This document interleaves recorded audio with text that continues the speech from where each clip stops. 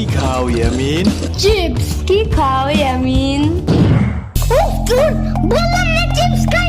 তাহলে আমার একটু দিতে চাও ইয়ামিন? যারে তারে চিপস দেওয়ার উচিত নাই সাম্বা। একটুখানি প্লিজ। ওই দিন আমার একটা বার্গার খাইছো, একটু দিছিলে আমারে? একটু দেই নাই। না দেই নাই। না।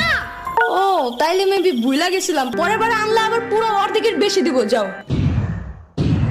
এই চাপাবাজের কথা বিশ্বাস করো তুমি ইয়ামিন? তুমি আমার দাও, আমি না তোমার সেদিন কেক দিয়েছিলাম বলো?